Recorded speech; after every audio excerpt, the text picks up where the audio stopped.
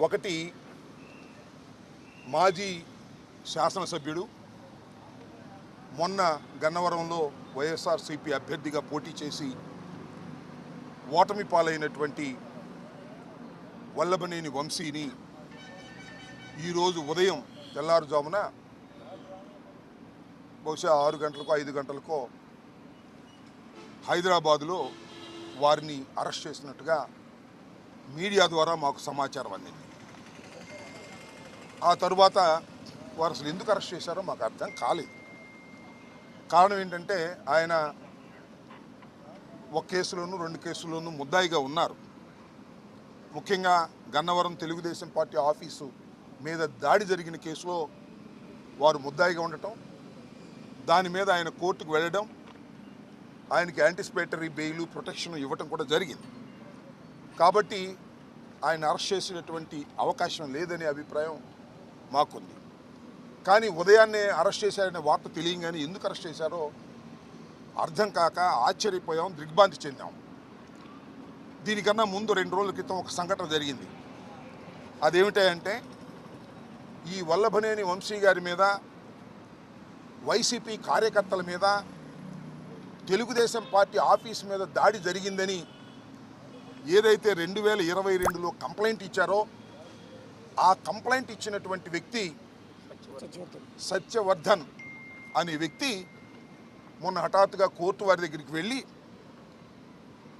Public కోర్టులో magistrate ముందు ఆయన ప్రాసిక్యూషన్ చెప్పేదంతా అబద్ధమని, తానిచ్చిన కంప్లైంట్ అది కంప్లైంట్ రూపంలో ఇవ్వలేదని, కేవలం ఏదో సాక్షి సంతకం పెట్టమంటే నేను వెళ్ళానని, వెళితే వారేదో రాసుకుని సంతకం పెట్టారనే విషయాన్ని గౌరవ న్యాయస్థానం ముందు చెప్పారు. ఇక్కడ బయట చెప్పింది కాదు. చెప్పిన తర్వాత ఒక్కసారిగా తెలుగుదేశం పార్టీ ఆశ్చర్యపోయింది.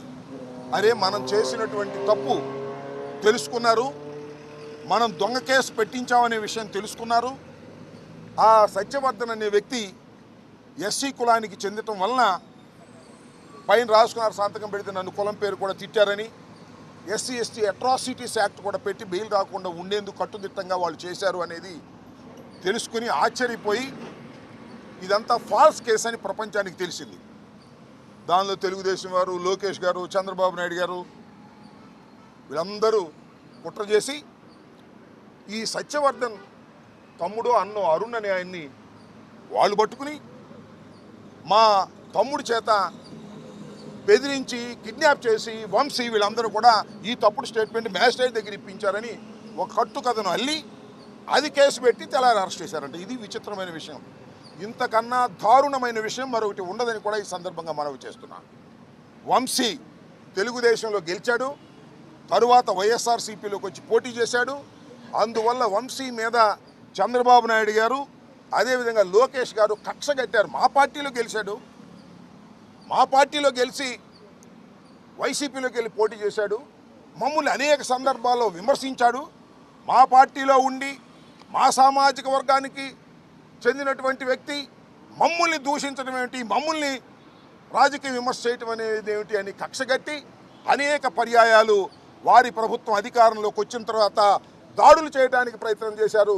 కొన్ని సందర్భాల్లో వంశీని ఎలిమినేట్ చేయాలని కూడా ప్రయత్నం చేసినటువంటి విషయాలు నేను మీకు ప్రత్యేకంగా చెప్పవలసిన అవసరం లేదు. ఎన్నోసార్లు అరెస్ట్ చేయాలని ప్రయత్నం చేసినా న్యాయస్థానానికి వెళ్ళి వంశీ ప్రొటెక్షన్ తెచ్చుకోవడంతో ఇవాళ సడన్గా నిన్న సాయంత్రమో మొన్న ఉదయమో కేసు రిజిస్టర్ చేసి ఆ కేసుని ఇంకా ఆన్లైన్లో అప్లోడ్ కూడా చేయకోకుండా అరెస్ట్ చేసి తీసుకొచ్చి ఇవాళ కోర్టులో ప్రొడ్యూస్ చేయాలని అనుకున్నారు. రాత్రి లోపల కోర్టులో ప్రొడ్యూస్ చేస్తారు. చట్టం తన పని తాను చేసుకువెళ్తుంది. ఇది అన్యాయం.